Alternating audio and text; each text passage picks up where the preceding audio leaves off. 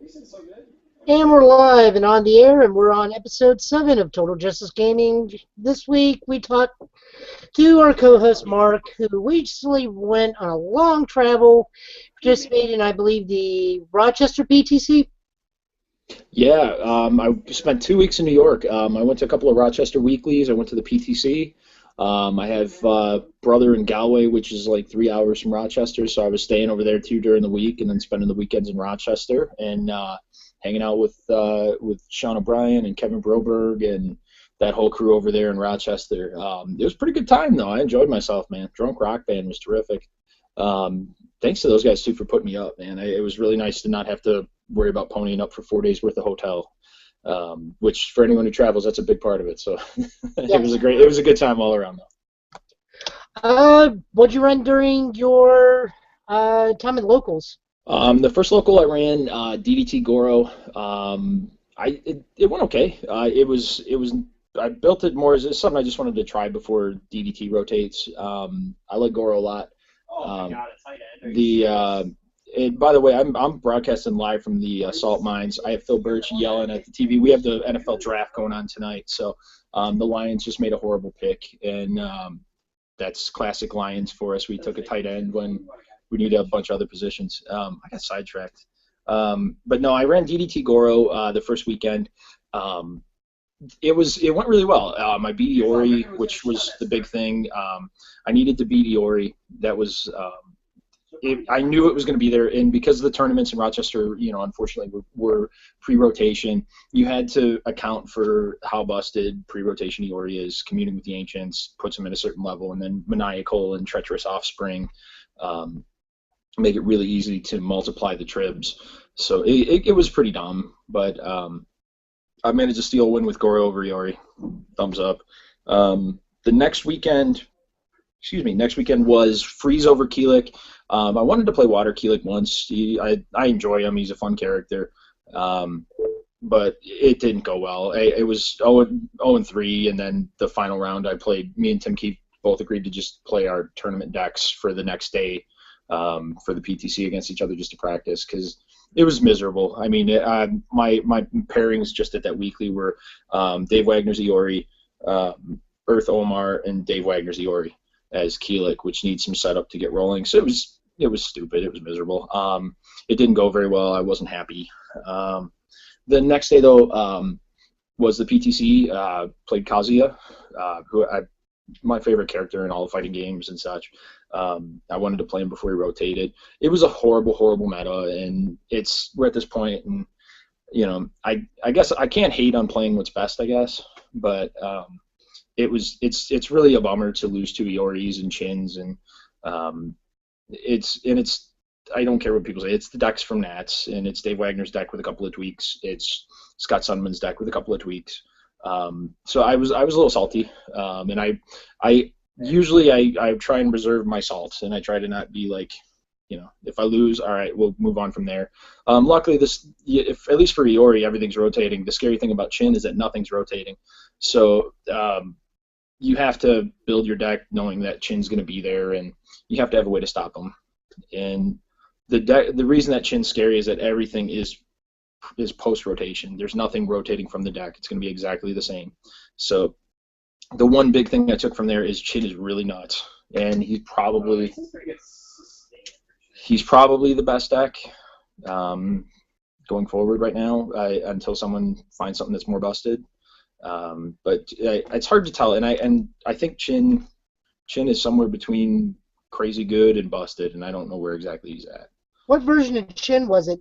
It was the water build. It was the 12-2 check Scott Sunman build. Ah, There were some tweaks, some different foundation choices, but for the most part, I mean, it's the same lineup. It's the same ideas. Venom Shot, Shirunu no Mai, Hawarioken, which actually I don't know if Hawarioken was in his build, but it was Venom Shot, Blazing Storm, Shirunu no Mai, Paralyzing Touch. So it's like 12 twos, and because of Chin's ability, you don't worry about failing too many checks because you already have two foundations, and then whatever you build after that too. So you're sitting on like 6, 7 foundations sometimes, and you can get really stupid. So Chin's really crazy. Going forward, guys, if anyone getting ready for Worlds, just be ready for Chin. Have an answer. So Chin and Vesperis are the two characters that probably need to have. You have to make sure your deck has an answer to those two. That would be my take. That was my biggest takeaway. Was Chin's crazy. So you don't think we'll be seeing a lot of Iori post rotation? I think you will, but I don't think he's as crazy post rotation. Communing was big. Communing and Quick Exit were two really big things for him. Quick Exit could re-ready Communing to do +2 to all the checks, but it could also, if you tried to when the Moon responds him on his own ability, if you tried to do it twice, he still had Quick Exit to turn around and ready him as well, so there was another answer. So that's a big thing. Quick Exit and that going, chasing after the power was huge because it made it really easy to pass checks. Maniacal Laughter and Treacherous were very easy momentum for Trib because Iori's going to burn himself to desperation and he's going to throw Trib. The big thing is, will he have the momentum to multiple it? And with Maniacal and Treacherous, you just go destroy, here's a multiple. And without those, it's a lot harder to get that momentum to just go, all right, blow it up, it's over. What about Mega Man? Did Mega Man make any significant impact into this PTC now that it was available? No, not really. The biggest, and I apologize, there's got barking dogs. The biggest impact, honestly, was the addition of a World Unprepared, the 1/5 Foundation +2 mid block. When you're at desperation, you commit and it blanks Foundation. That was the biggest change that I saw really from them. That was the most used card from the Mega Man set that I saw all weekend. There was a Fireman deck there. I didn't play it, so I didn't see much about it. I know we're going to be talking Fireman in the coming weeks, but there was a Fireman deck there. Jared Bo something? Yes. I can't pronounce your last name, Jared. I apologize. Yeah, and I played Jared before, and he's a cool guy. I just didn't I didn't see much of it, and not to brag or anything, but the games we had were very short, so I didn't really get to see much. I know it played reversals, but I don't recall much about what the deck actually did because I didn't see a whole lot of it in execution. A lot of it because it was I was playing a very aggressive deck, so it would be Chasm Buster, Spinning Demon for game and stuff like that. So it was very hard to tell like really what the deck did, and that's not like a slight on him at all. I just got good rolls with checked well and drew the right cards, so I didn't really get to see much about what the deck did. But that was the only. Top of my head, I think that was the only Mega Man character that got played. There wasn't a lot of I'm trying to think if there was anything. Prototype was there. I saw that in Kevin was running Earth Omar and had Prototype in it. Prototype's really good. Prototype's damn good card. It's 6 damage and 3 speed by discarding a momentum. And when you're an Earth Omar deck that's running throws, you're going to always have a momentum. You're going to hit for half and get a momentum, and then you'll have that lined up. So Omar's not at a tournament. He's at a tournament. Absolutely. Omar may have taken long hiatuses from the game, but his character never did. So it's one of those, like, I think he's a great character. I'm not going to miss him rotating either, and that's not a slight at Omar as a person. It's just that character, especially. It's one of those characters as more stuff came out, it just made it. They got a little too crazy. Was he going in the rotation? Yeah, he's part of rotation. Oh wow, I did not know that. Yeah, he's rotating. Well, what do we do? Yeah, sorry, mind blinked. You're good. Let's look at the deck you built. Then we got that Sure. Darkstalker news. Mm-hmm. That Darkstalker news. Yes. Get that screen sharing going and take a look.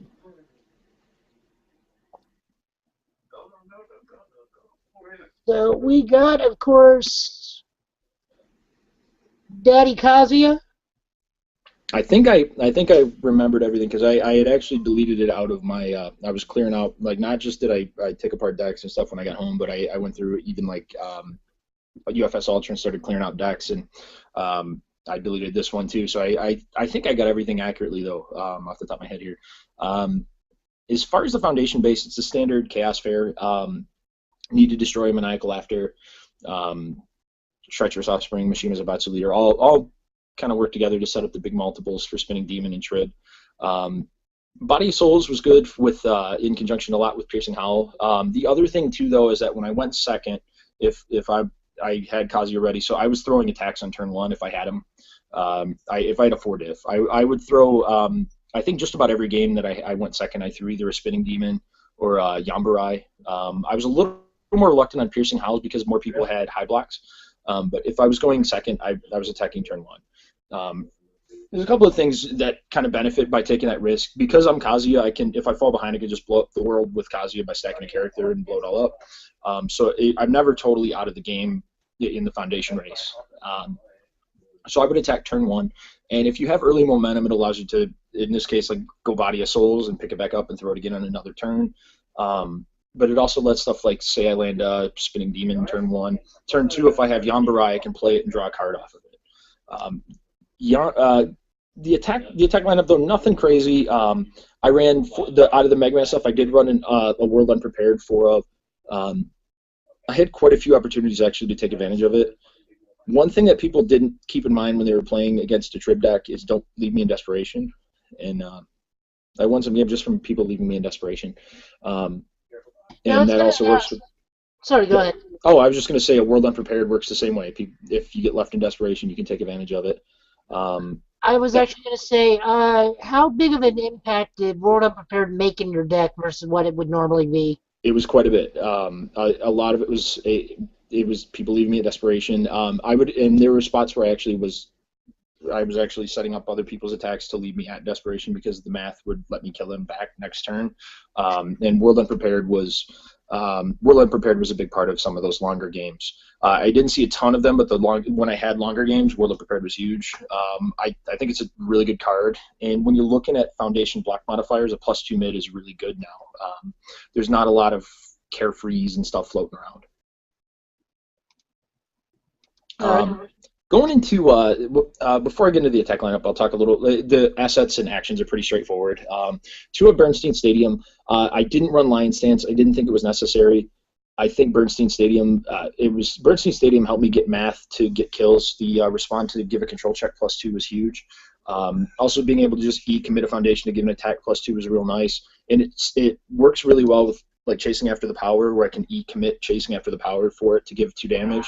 And then you can respond on chasing to give a check +2, but it's only playable while committed. So you have to have it committed first, and Bernstein lets you do that. Out of your league is huge because if you go to Trib and they're playing Revoke, there's Trib. So you have to have something like that. It also stops things that can it's an answer to stuff like Kopokin training, which was a thing I ran into. It stops some effects like Rebirth. Certain things that are going to stop you from when you go and do the Kazuya form and blow up all the Foundations. Out of your league protects you against some of the answers to that. So that was an important card to have. That's pretty standard Kazuya fare. For the attacks, I went with Spinning Demon, Chasm Buster, and Trib are kind of the standard. You're gonna go 4 Spinning Demons. You're gonna go 4 Chasm Busters. 3 Trib's probably the right number too, so that's why I went with 3. Piercing Howl, I was on the fence about going 3 or 4. I was thinking about throwing a Theme and Mankar in the main board and going 3 Piercing Howls. Also was looking at the big card though. That was really a standout. That I wanted to talk about some stuff from this deck too going forward, and I think this is a good place to start. The Yambarai is a terrific card, and I got a lot of use out of it. The 0 mid block was really huge with the breaker. The other thing too is the low zone. There's not a lot of great low zone blocks, so it was really good to have a 4 low for 4 that became a 5 for 5 if you're Kazuya. Bernstein can make it like 5 for 7. So it was a really strong card. Definitely, I don't know if I'd say the MVP, but it was a good role player for the deck as far as getting it to do what I needed it to do. In the sideboard, the big kicker for me here, I didn't run into the matchups really. I didn't face a lot of throw decks or anything for Peaceful Messenger, and I didn't face anything really action heavy for Time Gate. So I didn't use either really. Theme and Mankar I sided in almost every match. In matchups like Chin, where you have the whole attack lineup is Haoryoken, Blazing Storm, Shiranui no Mai, where it's all these big high attacks. Having that 0 high was incredible. and it was the difference between me blocking attacks and not blocking attacks.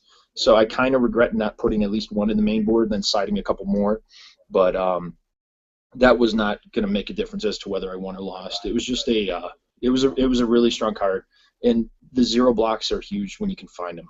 So that's something I took from this, and that was a lot of Tim Keefe helping me with math and stuff too. So having those 0 blocks was huge. The other card that really got me in like, it was just a 1-up, and I ran a 1-up Unheard Voice in the Foundations. There were a couple of games where, especially one game in particular, I don't remember who I was playing.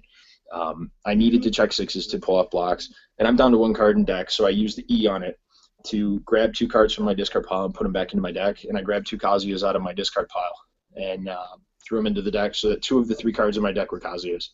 So I had a 2 and 3 chance of checking a 6, and I did. And that was the difference between me passing a block or failing a block, was I had to check a 6.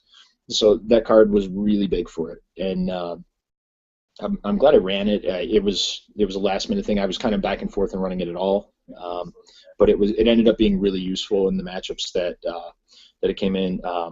So it was all in all, I think it was a really solid deck. It wasn't built for this meta. It just wasn't. Iori was too fast.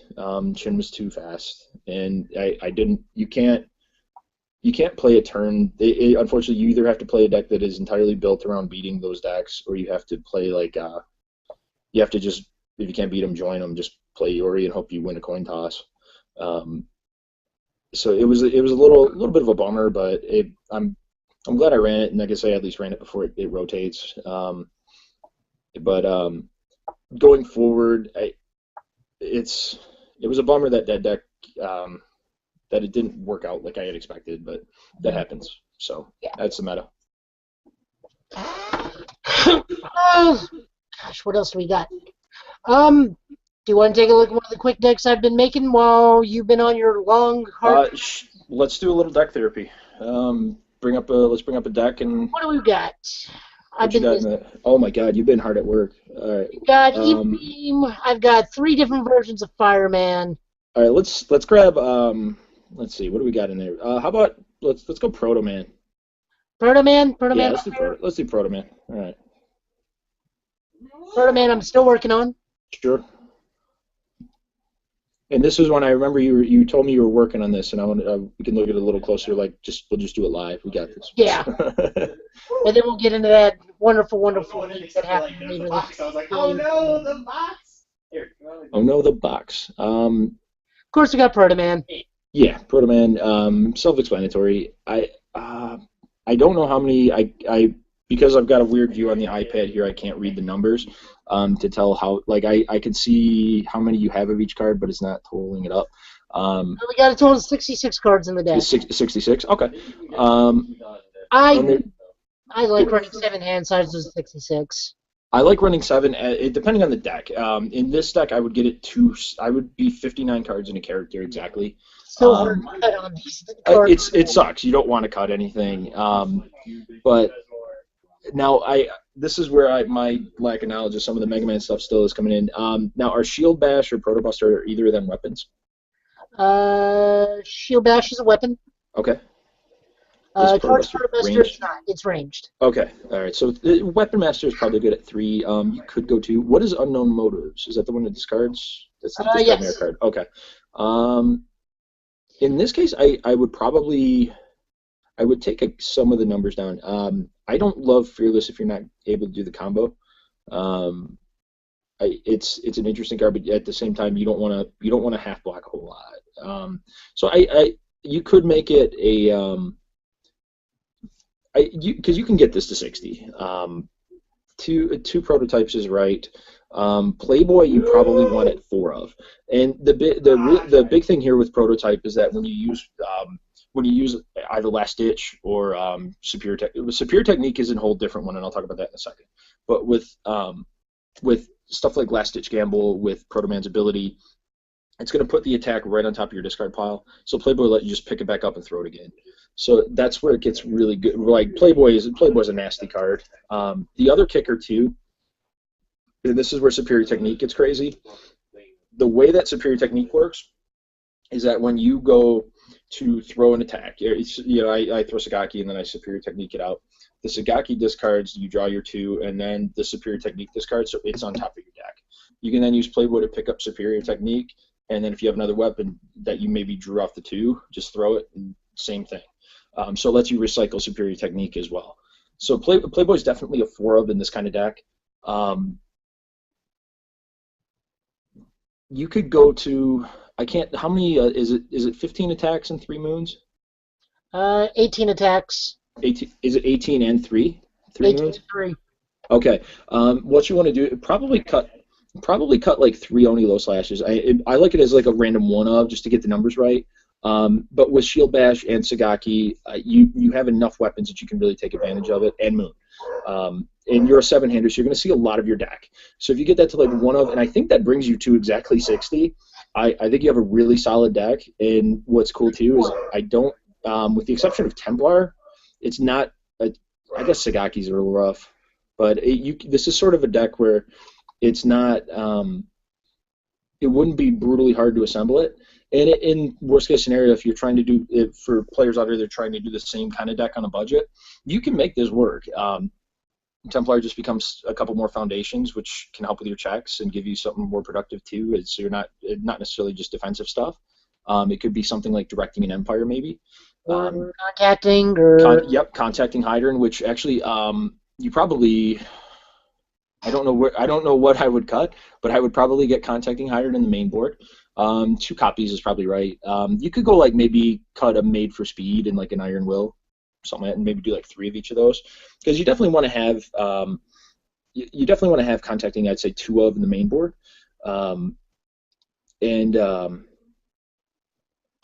see, because the big thing here, when it's 60 cards, you want to make sure that, especially as a 7-hander, you're going to see the right stuff, and you have to see it fast, because you're on a clock. If you're a 7-hander, you don't want to go into a long game with like Maxima or something like that. You have to hit them early and hit them fast. Oh my god, this fucking retard. I think you can, Phil. I think you can. This is something, if you needed to, for players that are trying to do this on a budget, you can do something similar. If you go to, you could get a hold of a card like Concussion Blast.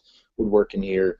You could even concussion over sovereigns. Yeah, you could do something like that where it's less about, sovereigns. You can take advantage of obviously discarding a bunch of cards from the card pool.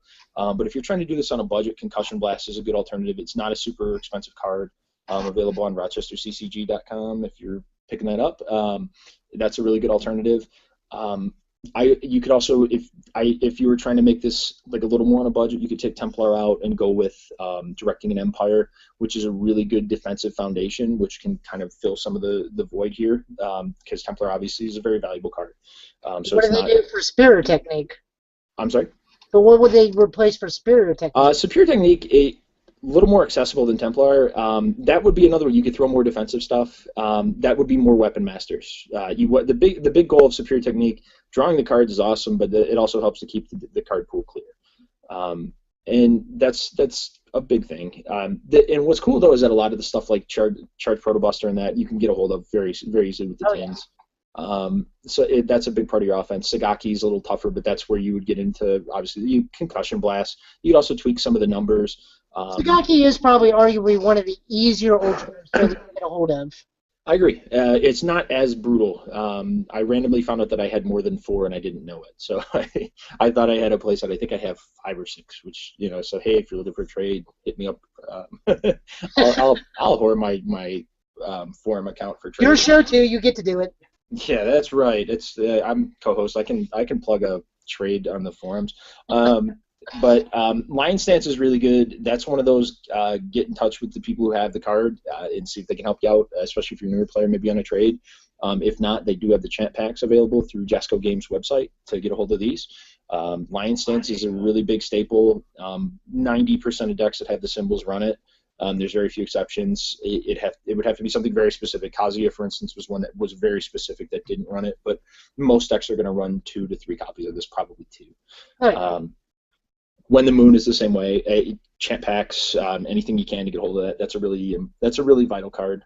Is that in chant packs? I don't know, honestly, because I don't I don't really check them out. If not, The people just go ask Garrett. He's Yeah, super nice, and he'll send it to you. yeah. If you reach out to Garrett on the forums, I think his name is something like Dut Podstada. DuPont. What is it? DuPont. Is it Something is like it that. is it yeah, something like that. And it's Dupont dot pod. I don't. It's funny. He'll make fun of me later for trying to mispronounce this. But he's a really cool dude. And I don't know how I don't know if you got a ton of these or what. But Moon is a terrific card. If just talk to him and flutter your eyelashes at him and see if you can sucker him into trading you some. But if it's a good card though, if you get a hold of it, definitely do. But it's not a tough deck to build. My recommendation for players that are trying to play Proto Man, I don't see a reason, at least for the way he's built. I think he's aggressive. I don't think he's a wall deck. You want to get him to 7. You want to probably get it 60 cards, 59 cards in a character is how I always say it. 59 in a character. You want to hit him early. I would. I mean, and honestly, in this build, the blocks aren't bad. We're looking at No. 12 high, 23 mid, and 12 low. That's terrific, and especially like I was just talking about, no one blocks low, or it doesn't seem like they do. This has plenty of it, and the other thing that's cool is that with cards like Champion of Muay Thai, which is it's a rare, but it's not a super crazy rare to get a hold of. That's to me, in my opinion, is the best reset and the speed reset in the game. But you can mix it up with Girl like any other. Mix it up with that gives you so much, especially like if someone's trying to throw a big fast attack at you. All right, here's my 7-speed trib or something. You go, okay, well, Champion of Muay Thai, it's back to 1. And that's really big to be able to just kind of reset the speed like that. That looks really solid, and I think you could compete with that deck, even like on a real level. I think you could compete with that deck. Yeah, we'll look at the opening hand. Yeah, for sure. Let's do a test draw. You mulligan that. Does this stuff shuffle? No, it does not shuffle. Okay. Yeah. All right. These are some bad first hands, man. It really wants us to attack. It really is. It's trying to. It's trying to go That's- ham here. Yeah, this is something. Yeah, for sure. This is where you build 3-2. You go. I'm pointing like you guys can see me pointing. We'll go Lions- 3, 2, 1, 0, 0. Go. Yep. 3-2-1-0-0, and you probably pass all of it because you don't run 2s. I don't believe. I don't think any of the Proto Man stuff's a 2. So you'd pass everything. So it'd be on a 3, on a 3, on a 3. On a 3, on a 4. So there's a chance you fail the last one, but probably not. So I like it, and you'd have the foundation base there to go for a turn 2. And depending on who you're facing, you probably could. It would depend on what the next draw was, but you could definitely get a turn 2 kill out of that. And I really like this Dashing Shield Bash, too. I think it's an interesting card, and I like the +2 low block on it. And 5 speed's good. It's a 4 diff. It's 5 mid for 4. If it deals damage, yeah, it's good. This almost seems to be a reprint of the Astra Tears Warding Shield. Yeah, Tears Warding Smash. That was a card I was really familiar with. That was Mechchen Tech. But it was that was a pretty solid card. If I'm not mistaken, I think that one was like 2 damage and this one's 2 speed. But I see like the connection. It's a similar idea. This has better numbers than Tears Warding Smash did. Oh yeah. This is 5 mid 4 instead of 2 high 4, I believe. But we talked about it before. Charge Proto Buster is really good too. That's kind of his. That's a little kill condition to itself, without even having to get into the more advanced stuff with Sovereign's Glory and Sagaki and stuff like that. That's kind of a little kill condition to itself. It 4 high 8, and that's not counting anything else you might have done to it along the way. To if you Dashing Shield Bash or anything along the way. That's a strong card. I think this is a really solid deck. I think you got something here, Joe. Woo. All right, let me see if I can bring up that picture, or at least try and find that picture without making us super. Whenever you do that, it looks like we're going into a vortex. I'm okay with that. I told you we were getting better special effects. Mm-hmm. All right. Morgan.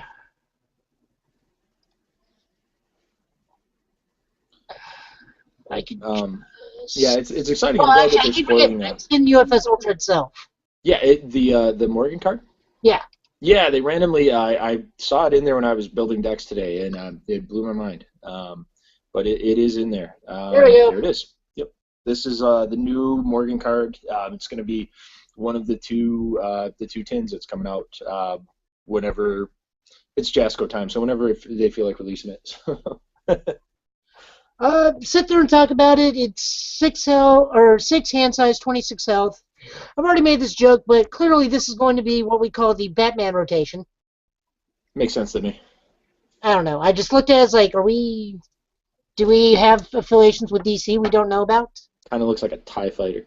I can see that. Yeah, I finally I'm gonna sidetrack for a minute. I finally saw the Star Wars Holiday Special. I don't know. Oh my poor Yeah, that was man. pretty rough. Don't you just love Life Day?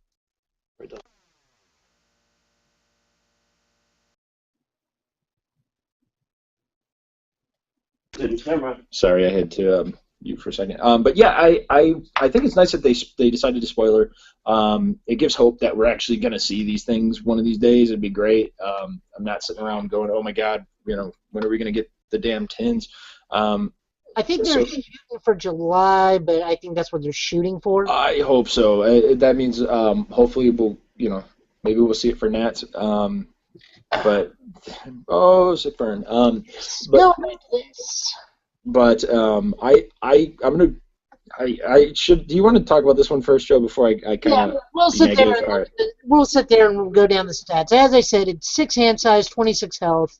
It's death, evil, and life. We do need to look at the stats because the Darkstalker set always actually took a look at your stats. It always looked at your blood type. It looked at what gender you were. So obviously Morgan's female, 5'8", 128 pounds. She doesn't have a blood type, so we don't know what it is. So that may or may not affect possible Dimitri cards that are in that set that actually does look at a blood type. She has enhanced discard 1 attack. Your attack gets +2 damage and +2 speed. If it is blocked, add the discarded attack to your hand. She also has a secondary ability of Response Commit. After your opponent makes a control check to play a non-foundation card, it gets -2. Failing this check will not end their combat phase. Your next control check gets +2. I've already seen a lot of people sit there and talk about how this is going to be Chasm Buster 8 mid for 8. And again, you could sit there and maybe spike a block if so long as it's an attack, foundation, or asset block with her ability, but she's kind of like a intermediate player character. She's not as straightforward as Mega Man, but she's not a hardcore advanced player character. She's kind of like centered right in the middle. So I understand why her abilities are kind of meh, because the Darkstalker tins, I'm guessing, are for the people that started with Mega Man, and then this is their next step up in learning the game. But in all honesty, I just think she's okay. I think I don't think she's good. And this is maybe this is just a theory, and maybe I'm wrong, and I'll get proven wrong eventually. And we've been wrong about stuff before on the shows, so it wouldn't be the first time. But I don't think she's particularly good, and I think the problem is that because her ability is discard and attack, you might as well just keep the attack and throw that attack next. I don't like the idea of discarding an attack. Your attack gets 2 damage, 2 speed. A turn 2 Chasm Buster I get, but beyond that, especially if they have a chance to get a speed reset, I wouldn't do it at all. And I think her ability literally gets shut off by turn 3. And that's why I don't like her. I don't think she's very good. I know it sounds cool to go, all right, 8 mid for 8 Chasm Buster, which is nice, but like that goes away quickly if she doesn't kill you right away. And that's why I think you're better off if you're playing her. You're just hanging. Maybe her support will change some of this or make it more appealing, because I haven't seen her support or anything. I've just seen this character. Maybe it'll make her more appealing, but just from the character alone, I don't think she's particularly good. and I think instead of discarding that attack for her cost, just keep the attack and throw it after your Chasm Buster. Just play the 6 mid for 6, stun 2 Chasm Buster, and then throw your attack right after. And that'll get you more use on turn 3 than, burning an attack to try and pull it off. I wouldn't do it. So I don't think she's particularly good. The artwork is pretty. The artwork's great. I hope that the rest of it holds up, but I don't think she's particularly good. There is something to consider. During my interview with Jason, he did reveal that Morgan is one of the 10s and Lilith is the other 10. Yes. The initial thing was, I believe this was back in the heyday when Fantasy was supposed to give us Darkstalkers 3. There was a lot of rumbling that I think carried over into Tides of Vengeance with the Angel Twins. Yes. Potentially, and this is purely speculative of my own reasoning, is that Lilith may potentially stack under Morgan to give her additional abilities. But just from what we're seeing here, the Lilith may help out Morgan in the long run. That would be Nutter Butters if she did, but knowing the way that they do the way that they handle especially like Mega Man and Proto Man, they were sort of like counters to each other, and I think Morgan and Lilith will probably be in the same position where there's sort of two different decks. That way, people are playing it. It's two different things to do right out of the tin. So I can see like Morgan is the big fanboy character, I guess, for Darkstalkers. Cool, whatever. Lilith is the horny fanboy character, I guess. So I get it. I don't know about anything else. Just we're looking at this character just as is, no support. I don't think she's very good, and like I don't want to say unplayable, but it's rough. It's rough. Right it's a rough now, time to be a Morgan fan. But we don't know what her support is. That's that's the big thing. Everything we're saying here is just based off of this character, just as it is right here. So there could be some cards that come out in her support that just fit her ability in some way, that make it absolutely crazy, and that'll be just fine. But I don't. Just looking at the character by itself, it doesn't look great. Yeah. Turned sharing off. Okay, so we are, actually we're 30 for the night. That's only about 20 minutes, maybe 30 minutes. This is like we're on pace for the shortest show we've ever done. You know what though, and honestly, and part of it is right now is kind of a stale time. Like it's sort of that pre Worlds phase. Like this is dry spell. Yeah, it's a dry spell, and we're gonna still try and keep the content going every week, even if it's a little bit less. We're not gonna have as many 90 minute to 2 hour videos like we had done, but we're still gonna try and give you weekly stuff. Like next week we may have just Mark doing it solo, or I may come in hyped up on Vicodin. I would love to see if we get Joe Tonello on Vicodin next week. I'll support it. If not, I'll just do it solo. I'll grab a guest and we'll throw a show together. And I'll have to learn Google Hangouts and doing YouTube. Oh no, I'll operate it. You just talk. I won't be any shit to talk. I think if we're gonna operate it, we're gonna have Vicodin and Tonello. It's gonna be great. But the closest anybody will ever see to me drunk. Oh man, I'm telling you, Joe Tonello in Indy, we're getting you so wasted. It's going to be terrific. No, we won't. I'm not holding your hair back when you're puking, but it's... No, we won't, because I have a heart condition. I'm staying away from alcohol. Oh, that makes it crazier. They're trying to kill me. No, but... we actually have a couple articles coming down the pipe. Various people from the UFS community and... to the small contingent that prays to God, I'll actually post something Cardfight Vanguard up. We actually do have something for that. I've talked to one of the guys at my shop. He wants to do some writing for us. I know Mark was like, the crap is Cardfight Vanguard. I'm familiar with it. I just don't. I'm not touching it. I'm good. One card game's enough for me. I actually just sold my soul and started playing a little bit of Hearthstone too. So. There's nothing wrong with that. No, I haven't sold my soul and bought cards yet. That's when I really have crossed the line. But because right now I need to buy Mega Man tins and not just trade for all the cards. Yes, and speaking of the Mega Man tins, guys, don't forget you can actually go get Mega Man tins at Hastings. They're all over the place. You can also get them at RochesterCCG.com. You can get them at Cool Stuff Inc. I think you can get them at JazzcoGames.com. I certainly hope so. Well, let's hope so, since that's their stuff. Just to give an idea, I guess, where for anyone, especially if this is going to be anyone's first Gen Con or first Worlds for UFS, you want to start getting ready now. It's not till August, but if say you're just going from scratch, for me, like right now, I have no clue what I'm playing yet. Some stuff I had tried prior to getting, like for Rochester, I had to sort of press pause on post-rotation to get ready for the pre-rotation tournament. So now I'm getting back in, and stuff I was trying before I left for Rochester just doesn't work. It didn't work. I was trying stuff. One of the cards I'll just put a nod to that I don't think is as good as everyone thinks is Trinity Geyser. And there's too many things that shut off Trinity Geyser. And the problem that Trinity Geyser has is that the symbols that it has have no counters to the counter. There's no out of your league to the revoke. There's no, I guess, good and evil, which is a stretch because you have to make sure you have momentum and have counters, and it's tough. And it's very easy to stop. If you don't have revoke or something like that, then Trinity Geyser's fine. But there's some decks that just beat Trinity Geyser. Yeah. So that's why I don't love Trinity Geyser. It's a cool card. It's an and one card, as I call it, where you have 20 cards in your card pool and it looks amazing, but it's not.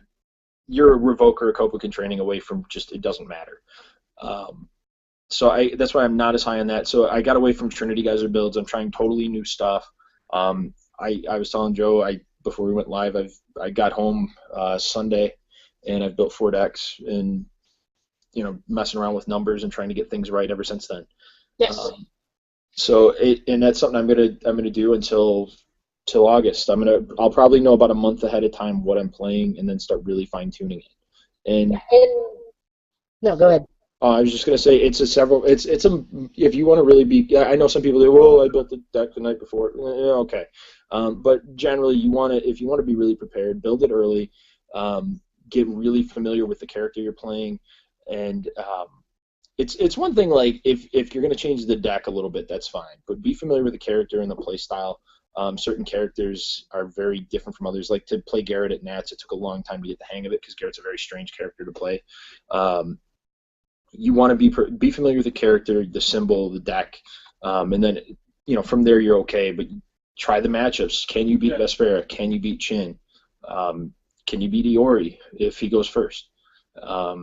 You have to be able to say yes to all those questions to know that you can run this at Worlds. And Worlds is the most competitive environment you'll run into. So no one pulls punches. Friends become enemies. Michigan obviously, unfortunately, gets paired against each other. Like my first 2 rounds at Worlds last year were against other Michigan people. So get ready to play your own play group too on a competitive level. Yes, and to add to that, guys, the Twitch movement for UFS has actually taken off a whole lot. I'm on Panasauce, or Justin is running weekly events on Octagon. If you really do want to start getting competitive, a lot of us are on Octagon. Champions, rookies, show hosts, meaning me. Hopefully we can get Mark on there. You'll never convert me. I will never play Octagon. I'm just kidding. One of these days I'm going to learn it. I think I have to, but.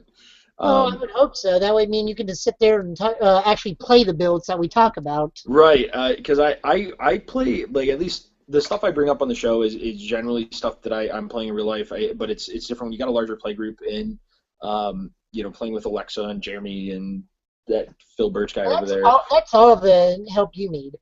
Yeah, well, and that definitely helps because those guys are all better than I am. So it's not that's a big thing too, is to be able to play with players that are better than you and force you to improve.